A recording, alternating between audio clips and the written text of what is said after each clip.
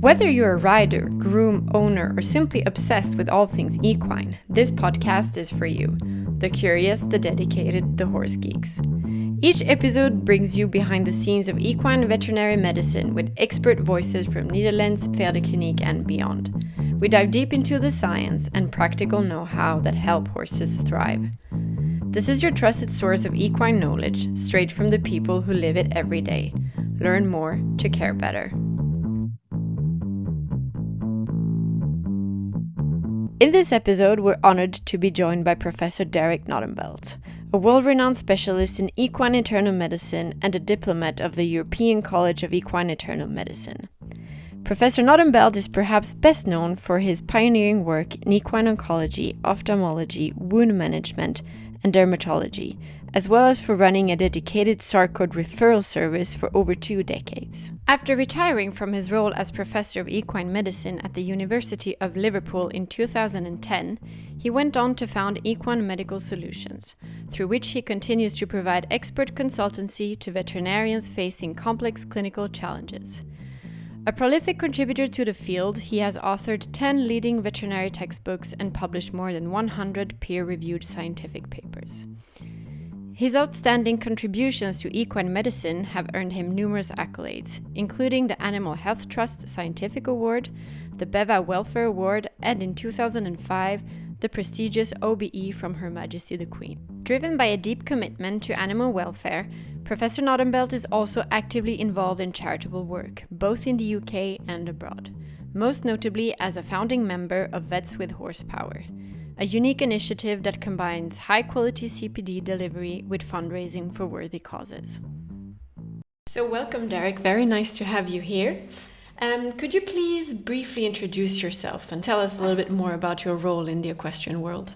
I'm a former general practitioner, firstly, and then I moved into the academic world to try to become better at one subject, and gradually over the years it's trickled gently into the horse world, and I'm very proud of how my career has developed. And I was at Liverpool University for a long number of years, and I learned a lot from a lot of people. I pride myself in taking information from everybody. I steal the information I find wherever I can and try to get better at what I do and try to understand more about where the problems of our profession lie. So I've tried to be very practical. I've tried to be educational as best I can, and nothing pleases me more than to see a successful student or a successful resident being better than me. That's the best thing, yes, because that shows the teacher's done his job when the student leaves knowing more than the teacher.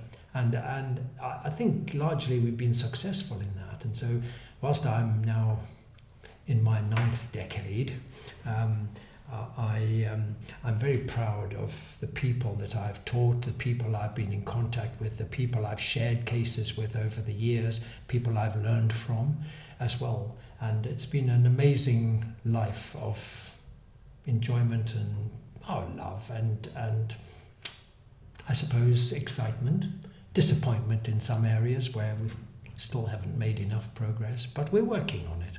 Yeah, it's a continuous improvement throughout your whole career, I guess. That's the objective. Yes. I think I was once walking in the Himalayas with a Sherpa, and he insisted on carrying my load. You'll see the relevance of this in a minute. And he said, "Give me your load." And he put my rucksack on the top of his, and I strode off and went up the mountain. But I had to rest a lot because I had, it was up in the Himalayas, and he would just come walking past, and he went past, and he went on, and then I caught him up, and then I couldn't catch him up at the end of the day. And when I got to the campsite, camp was already made, the fire was made, the tent was up, everything was ready to be cooking and everything like that. And I said, "I don't know how you do it." He said, "You make big mistakes in your life by taking big steps. If you take very small steps, it doesn't matter how steep the mountain is ahead of you. You will always move forward. Yeah. You will always move forward. If you take huge steps," and I thought, it's a really good epithet for life. It is. You know, so when people go into a profession, you should not expect to climb the ladder within days or weeks or months. It's going to take decades. Yeah. So you're going to take tiny little steps to better yourself along the way and gradually get better and better and better at what you do, to the point now where you say, I've climbed this particular mountain and I'm ready to tackle the next mountain, and I will do exactly the same then. Yeah, and that's how it works. It's the philosophy of slow and steady wins the race, and Absolutely, then it right. actually becomes more about the journey along the way than the actual destination. Absolutely, and I think the journey that we face in taking the veterinary profession forward for yourself, for each individual veterinarian, is a very personal journey, and everybody takes a different approach to things and has different targets, different mountains that they want to climb. But the basic philosophy is always the same, I think. Yeah, that's lovely. Which actually brings us to your project, Vets with Horsepower, Yes. which I guess is very much based on that. Yes, Could you tell us a little bit more about it? Well, Vets with Horsepower started out when I won a Harley Davidson on a raffle, and I didn't know anything about motorbikes, but since the lady told me, you've won the raffle, but you won't want it because it's a Harley Davidson motorbike because you're too old. And I said, well, hang on a minute, you know, maybe I can do it. My wife said, I think we should not bother with it. We'll just raffle it off again and leave it for the charity. So I said, but my 10-year-old grandson said, no, Grandpa, he said, you must keep it, and I'll have it when you're dead. I said, oh, thanks a bunch, it'll be sooner rather than later. But the long and the short of it was I had to learn how to ride a motorbike. And then I thought, what will I do with it? And out of the woodwork came the most amazing group of people who also rode motorbikes. I didn't know anything about that. And you can see, here they are, some of them are here, most of them are here today. And these are simply amazing people with the same basic idea of using our motorbikes, first of all, to raise money for charities. Secondly, to provide an educational opportunity for as many vets as we can. And in that respect, it's completely unique. Yes. You know, this is a fundraising, charitable, educational event at each of these places. And we've now done 13. This is number 13 that we're on now, and planning for 14 next year. And this has been, you know, and we go around these places and we meet amazing people and we raise a vast amount of money. I mean, in euro, I can't tell you what it is in Swiss francs. I don't have no idea about that. But for euros, it's probably 1.5 million euros that we've raised so far from our events. Yeah, that's amazing. And this money goes to charities that we select carefully to do tangible projects. We don't do just give money, because that I don't like doing that, because for running expenses and stuff like this. You want to see the proper impact. I want to see the proper impact, because people come and they donate money to these events, and we have commercial sponsors, but a lot of people donate money toward us, and I'm really great. I mean, I can't tell you how grateful I am for that, because the more money we get, the more good deeds we can do. Absolutely. So could you tell me a little bit more about the different projects that you've supported? Yeah, well, I mean, we started out by supporting the little veterinary clinics in North Africa, in Nouakchott, in Mauritania, and in Bamako in Mali, and in Casablanca, and sundry other places around Saharan Africa, all the way across to Ethiopia. And we provided hospital facilities to do that. We gave, we put x-ray machines, we put surgical instruments to give the local vets. It's amazing. The local vets, they have nothing. Yeah. And they're frustrated by this. They've been trained to take and x-rays. They can't practice. They've been trained to suture skin wounds. They've been trained to do colic investigations and stuff like this. And when they get out there, there's no way that they can do it, because what's the point? Because they've got no equipment, they've got nothing.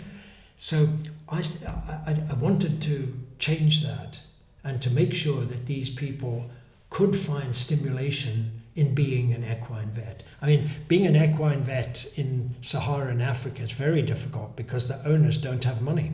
No, of course. If I tell you the average annual income of a farmer in the outskirts of Mali in the Sahara Desert, probably somewhere about $50 a year, not a day, not a week, not a month, a year.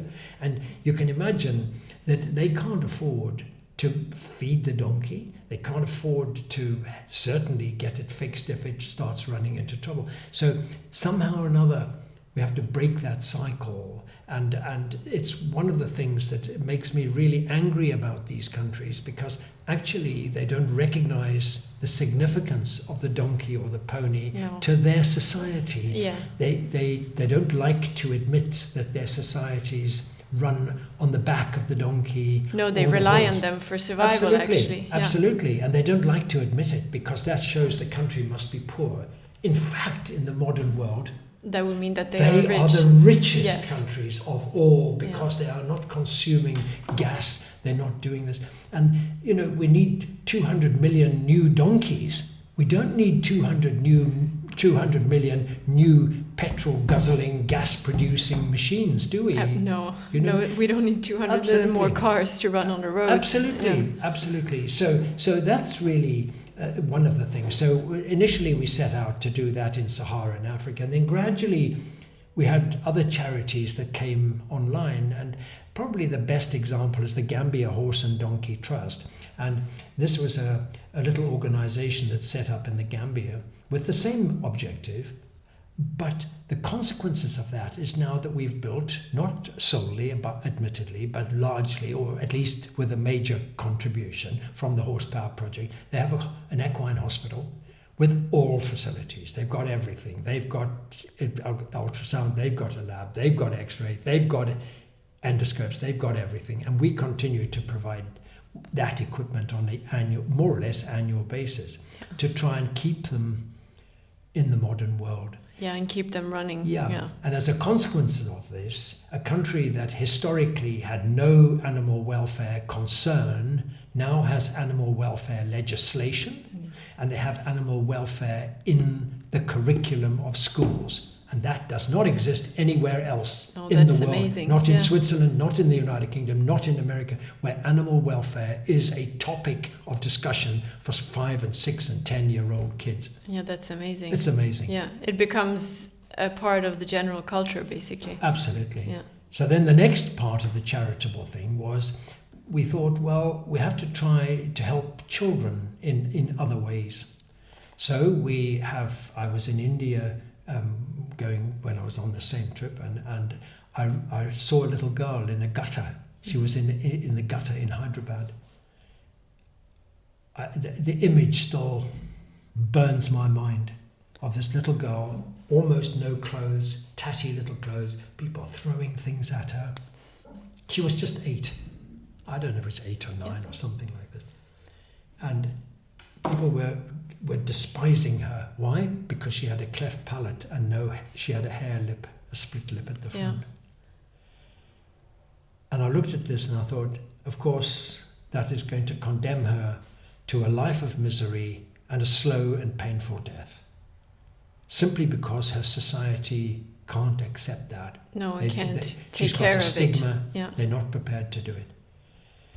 So I decided we would try through the Horsepower Project to try to raise money to do cleft palate operations in India and in Hyderabad alone. And so we've done 650 cleft palate operations in Hyderabad. That's also That's 650 kids. Yeah. Beautiful, just like you, beautiful people who have a second chance at life. And they deserve a chance in life. Yeah. And then next time you see them, they're at school, they're playing with people. Of course, they can't talk properly. Now, of course, they have a lot of ongoing surgery and things to do. Yeah. But at least they can do something, and their brains are perfectly adequate. These are just kids with a congenital malformation. What's that all about? Yeah. No. Why is it that they don't do it for the government? That's the next thing that struck everybody. But the fact is they don't. And I'm not prepared to argue with the government who's never going to say, we couldn't care a damn. No. I want to care a damn, and I want them to be okay. Yeah, and want to do something about it. We do that. Yeah. We did the same in South Africa with Ethelbert Children's Home, which caters for little kids who are abused by their parents, not AIDS children, not like that kind of thing. It's a little charity called Ethelbert's Children's Hospital, a children's home in KwaZulu-Natal in South Africa. They take the kids on from age 3 months. Can you imagine abusing a child age 3 months? Abuse in the worst possible way. In the worst absolute possible way. And I can't imagine it. No. Because it's just, I can't even bring myself to think about it. No, because they are so helpless and haven't asked anything from anyone. They've done nothing. No. They've done nothing. And so they take these kids in. They're not orphans. They've got parents. Yeah. And they take them in there and they keep them there until they're adult. Yeah. And so when we first heard about them, they had poor kitchens, they had poor washrooms, where showers were communal. You can't have 15-year-old kids showering, boys and girls together. No. I mean, it's not good. And their little flats, little houses have been there for years. So we redecorated them. We built them new kitchens. We built them a borehole so that their water is regular. We've provided a new playground for the little baby kids that go there. So, it's been a good thing. It's unsung, nobody knows about it. It's all under the counter stuff that goes out.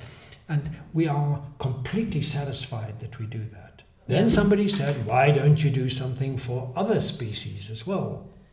So we thought, I know a friend of mine who runs Saving the Survivors. It's a charity that deals with the ravages of poachers on rhinos, lions, cheetahs, pangolins, all the iconic species of Africa who are shot and devastated by poachers.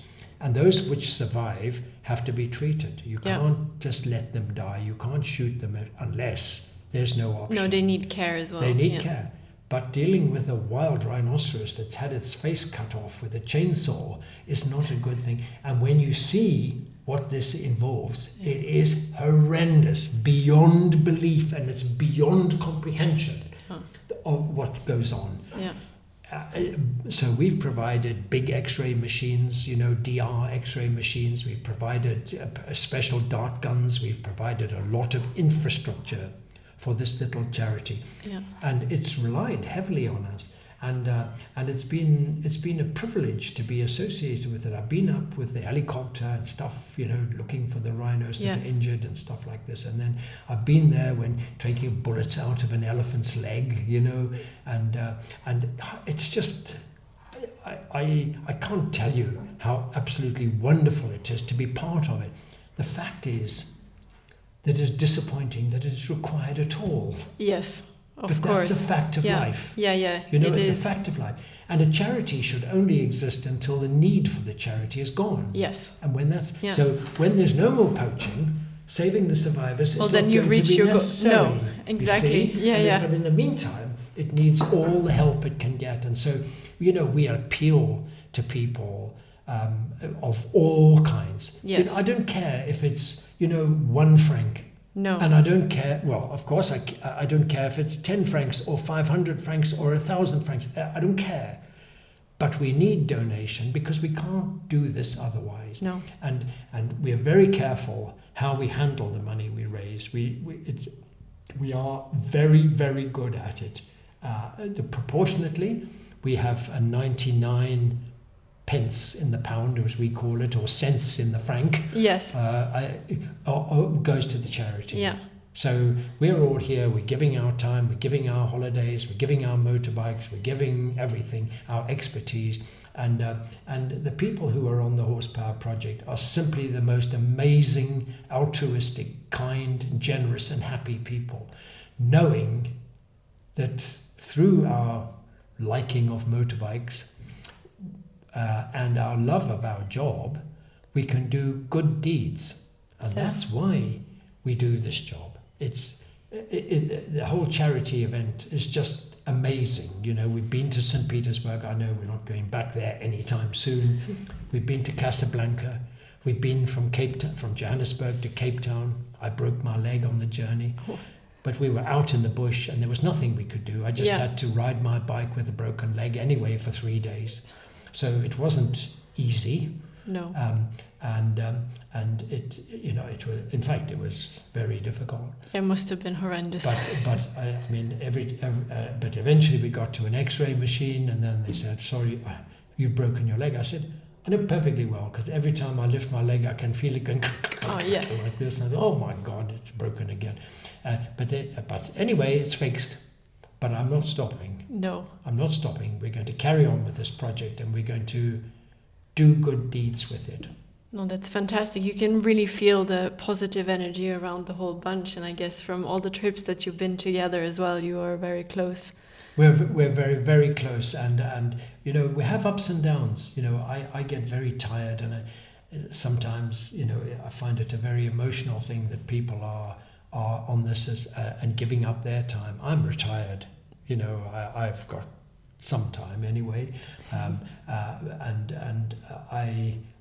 but the aura of the Horsepower Project is rubbed off on an enormous number of people across Europe, across the world actually, and the philosophy behind it is really something. You know, it is really something to be involved with.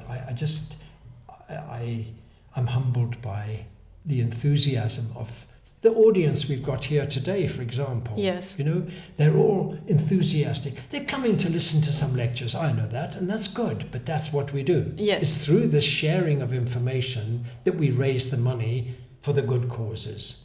Yes, I mean, it's a give. Yeah, absolutely. And we love it. Yeah. And we love it. We enjoy it. You should have seen the bikers going through Sardinia. Yeah, I must. Oh my God.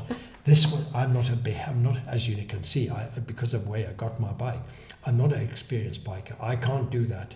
So I lent my bike to somebody else so that my bike can see what adventure is all about instead of me just trickling around the corner.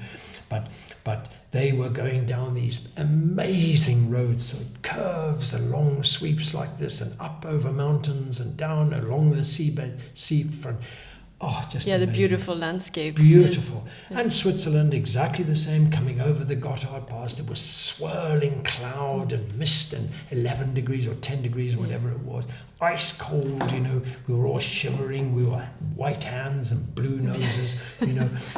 But are we downhearted? Absolutely not. Yeah. You know, we just drive on. We're going to finish, and we get to.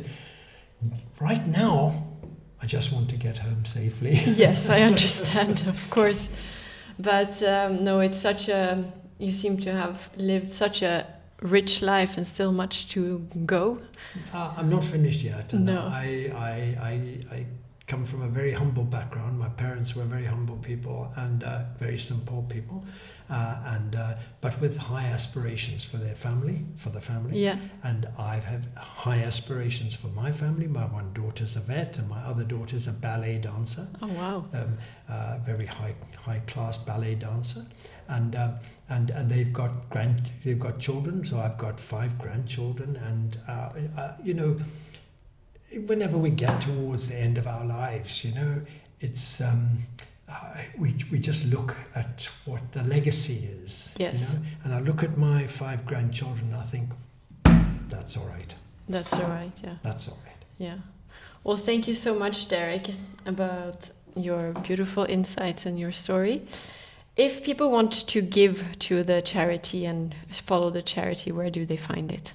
They find it on the internet and on Facebook. We have a website. It's under Vets with Horsepower, www.vetswithhorsepower.com. I think that'll get you. And then there's a donation click. Perfect. It's not difficult to give. No. You just have to select how much you're going to give. And it doesn't matter what the amount.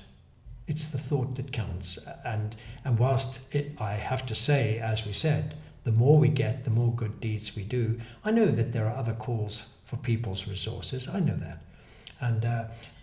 But I want everybody to feel as though they're part of the Horsepower Project because, frankly, it's amazing. Yes, that's something we can absolutely strengthen, that it's a beautiful project. So thank you very much, Derek. That's a pleasure. If you would like to support the charity or find out more about Vets with Horsepower, you can head to their website at vetswithhorsepower.com. You will also find the links in the description of this episode. Thank you for tuning in this week. We hope to see you soon. Learn more to care better.